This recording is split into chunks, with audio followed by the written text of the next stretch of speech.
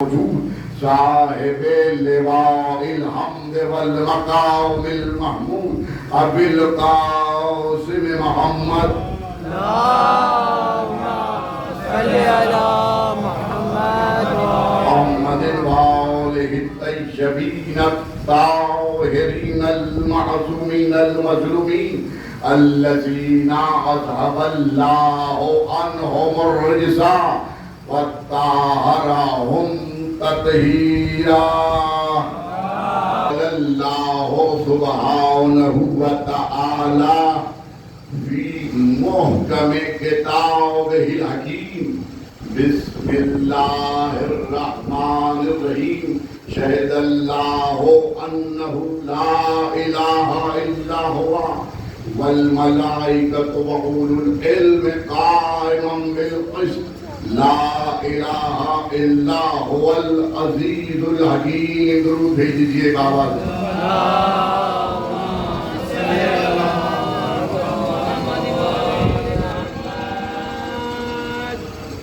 ذائقے تحسین ہیں اس خانوادے کے نوجوان جنہوں نے اپنے بزرگوں کے سلسلے کو آج 1448 ہجری میں بھی قائم و دائم رکھا ہوا ہے اور ذکر حسین کرنے کے لیے مجھے اور آپ کو دعوت دی کہ ہم باہم ایک ساتھ جمع ہو کر اپنے افکار کو افکار حسینی سے جلا کر سکیں. میری ساری دعائیں ان نوجوانوں کے لیے ہیں کہ جنہوں نے اس صحیح کو جاری و ساری رکھا ہوا ہے. دعا ہے کہ خداوند تعالیٰ ان کی ہر منزل میں مدد فرمائے اور ان کے جو بزرگوار ابھی حیات ہیں خداوند تعالیٰ انہیں بھی صحت کاملہ عطا فرمائے. اور آپ حضرات بھی جو یہاں موجود ہیں یقیناً ذائقے تحسین ہیں کہ اس عشرے کو یاد رکھتے ہیں اور بڑی پابندی کے ساتھ اس قدیمی عشرے یانس میں تشریف لاتے ہیں. آپ حضرات کی بھی دعا کو خداوند تعالیٰ آپ کی حاضری کو بھی شہدائے کربلا کے واسطے سے قبول و منظور فرمائے. اعزان محترم، میں نے آج کی اس پہلی مجلس کے لیے جو کہ میں ہر سال پہلی مجلس اس اعتبار سے پڑھتا ہوں کہ ہمارے محترم معزز قاری عزت علی ذیلی سے یہ میرا وعدہ تھا کہ آج کی مجلس میں پڑھوں گا اور اس اعتبار سے پہلی مجلس میں نے خود لی ان سے کہ کسی نیک کام کا آغاز ہو تو میرے ذریعے سے ہو. اس نیت سے یہ پہلی مجلس میں رسال پڑھتا ہوں. میں بانیان عطایا کی شکر گزار ہوں جو انہوں نے اس سلسلے کو قائم رکھا ہے اور مجھے پہلی مجلس پڑھنے کی سعادت بخشتے ہیں. 1448 ہجری کی اس عشر اضحیٰ کی آج پہلی گفتگو آپ کی شاداب سماعتوں کی نظر کی جا رہی ہے اور اس امید کے ساتھ کہ اگر آپ میری جانب متوجہ رہے اور میرا ساتھ دیتے رہے تو گفتگو یقیناً آسانی کے ساتھ آگے بڑھتی رہے گی. کوئی طویل گفتگو نہیں ہے، چند معلومات ہیں. صاحبان علم و فہم تشریف فرما ہیں اور ان کی موجودگی سے فائدہ اٹھاتے ہوئے یہ چند معلومات پیش کرنے کی سعادت حاصل کروں گا. سورہ مبارک آل عمران کی 18ویں آیہ کریمہ کی روشنی میں گفتگو کا شرف حاصل کیا جا رہا ہے. خداوند تعالیٰ اور اس کے ملائکہ شاہد ہیں اور وہ صاحبان علم شاہد ہیں جو کہ عدالت پر قائم ہیں. یعنی توحید جو جوہر ایمان ہے اس کی بقا کے لیے شہادت بالایمان چاہیے، بالعلم چاہیے. ہر چیز میں علم و استدلال کی ضرورت ہے. موجودہ دور میں جب ہم علم کی طرف گامزن ہے اور دنیا بڑے فخر کے ساتھ کہتی ہے کہ ہم علم کی طرف گامزن ہیں۔ قرآن نے ہم کو 1400 سال پہلے یہ بتایا کہ ہم جو کچھ کہتے ہیں وہ علم کے ساتھ کہتے ہیں، اور ظاہر ہے کہ اس مجلس میں حضرت مولانا بھی تشریف فرما ہیں، اور ان کی اجازت سے یہ میں جملہ کہنے جا رہا ہوں کہ علماء نے فرمایا، اس اعتبار سے یہ عالم دین یہاں موجود ہیں، ہماری آج کی گفتگو کا موضوع سخن ہی علم ہے، اور علماء نے فرمایا کہ علم کی 3 قسمیں ہیں، علم کی 3 قسمیں ہیں۔ ایک ہے واجب الوجود کا علم، ضرور کہیں دیجیے گا، اللہم صلی علی محمد علم کی 3 قسمیں۔ پہلی قسم علم حضوری، علم حضوری یا علم ازلی و ابدی۔ یہ وہ علم ہے کہ جس کا علم فقط خدا کو ہے اور خدا کے سوا کسی کو نہیں۔ اب اس کی مثال کیا ہے؟ مثال یہ ہے کہ ملائکہ سے کہا کہ انی جاعل فی الارض خلیفہ، میں زمین پر ایک خلیفہ بھیجنے والا ہوں۔ کون کہہ رہا ہے؟ خدا کہہ رہا ہے۔ کس سے کہہ رہا ہے؟ ملائکہ سے کہہ رہا ہے۔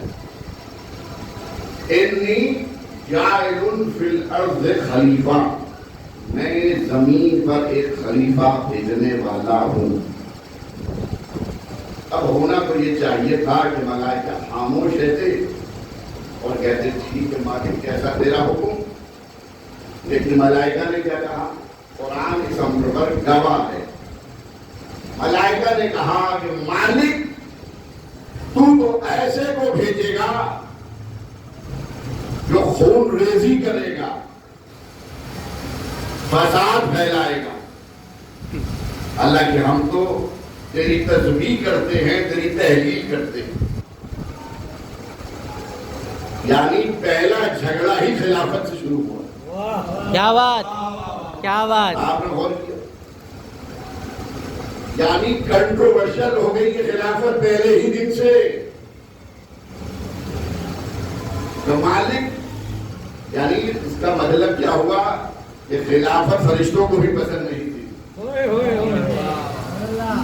مالک تو ایسے کو بھیجے گا جو فساد پھیلائے گا، خون ریزی کرے گا۔ حالانکہ ہم تو تیری تسبیح کرتے ہیں، تیری تحلیل کرتے ہیں۔ جواب قدرت کیا آیا؟ فرمایا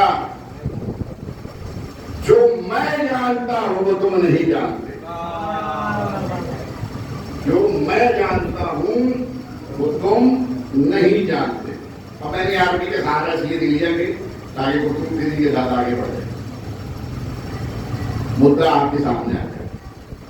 جو میں جانتا ہوں وہ تم نہیں جانتے، یہ ہے علم حضوری، یہ ہے علم ازلی و ابدی، یہ ہے وہ علم جس کا علم فقط خدا کے سوا کسی اور کو نہیں ہے۔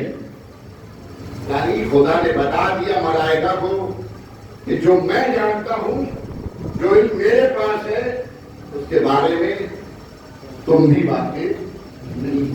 توجہ ہے؟ یہ ہے پہلی قسم، جسے کہتے ہیں علم حضوری، جسے کہتے ہیں علم ازلی و ابدی۔ یہ وہ علم ہے کہ جس کا علم فقط خدا کو ہے، خدا کے سوا کسی اور کو نہیں ہے۔ دوسرے علم کی تعریف، دوسرے علم کی تعریف علم لدنی۔ علم لدنی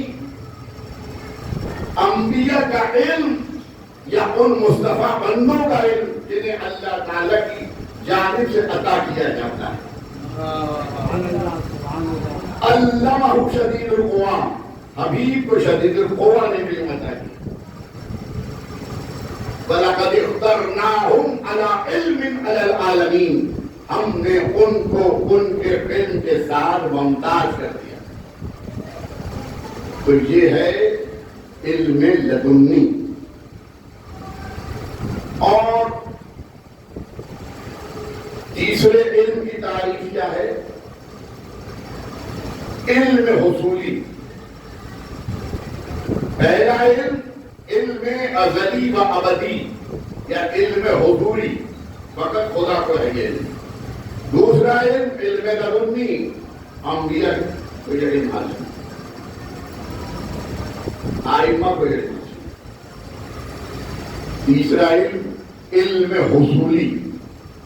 علم حصولی اس علم کو کہتے ہیں جو مشاہدات پر مبنی ہو، جو آبزرویشن پر مبنی ہو، جو تجربے و تصدیق پر مبنی ہو. یعنی وہ علم جو ہم حاصل کرتے ہیں. علم لدنی کسی درسگاہ سے حاصل نہیں کیا جاتا، لیکن علم حصولی وہ علم ہے جسے ہم حاصل کرتے ہیں. ہمارا علم جتنا بھی کامل صحیح، اس میں نقص ہے. اب اگر کوئی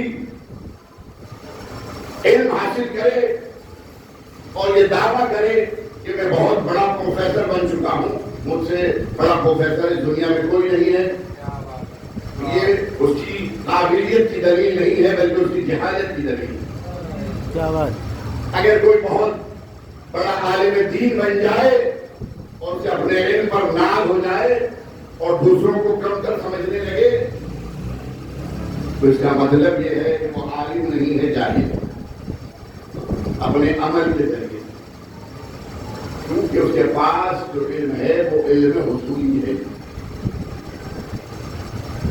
علم حصولی انسان کو نجات نہیں دلا سکتا.